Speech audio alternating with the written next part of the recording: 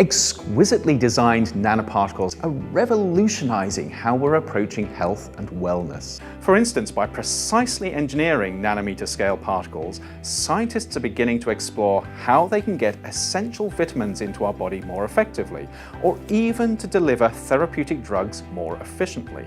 Nanoscale drugs are an especially exciting area of research at the moment. By taking really powerful medicines and forming them into nanoparticles, we can get them to precisely where they need to be in the body.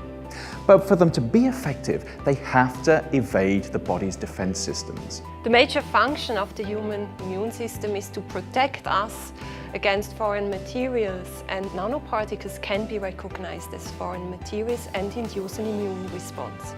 And what is it that determines whether a nanoparticle will trigger an immune response? There are different parameters which are important for the induction of an immune response. It's the material, it's the surface, and it's the size. So how can we design nano-sized drugs so that they evade the immune system? We have seen that nanoparticles in a size range of about 50 to 100 nanometers and with a specific surface can induce more prominent immune reactions than others. Understanding how to ensure nanoscale drugs do what they're designed to do without causing problems highlights both the opportunities and the risks of using nanotechnology in our bodies. Of course, many of us won't be experiencing nanotechnology-based medical treatments on a day-to-day basis.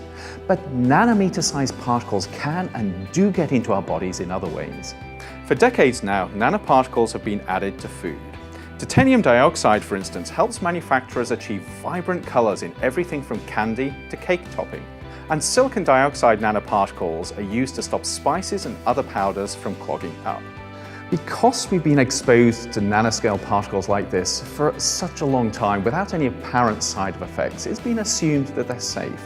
But researchers are beginning to explore how they interact with our bodies just in case. Hans-Peter Nageli is one scientist who has been studying this as part of the NRP 64 program. So you're studying silicon dioxide nanoparticles in the food we eat. What concerns you about these particles? Some food items contain very high concentrations of silicon dioxide particles, and I believe that they may disrupt the normal function of the intestinal immune system. So you've been studying these particles in systems outside the body. What have you found?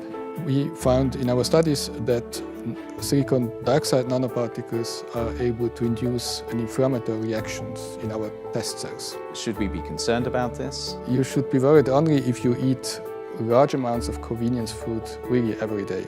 We have to see now if these results that we obtained in the reaction tube has any relevance for the whole organism, like for animals like mice or rats, and also then for humans, of course.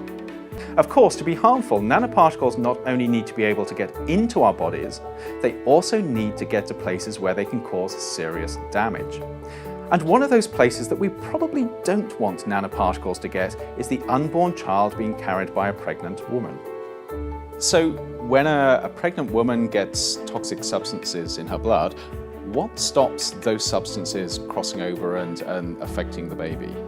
At the start of this project, not much was known about the transport of nanoparticles at the barrier. So for our studies, we use human placentas because it is very important, as the placenta is the most species-specific organ.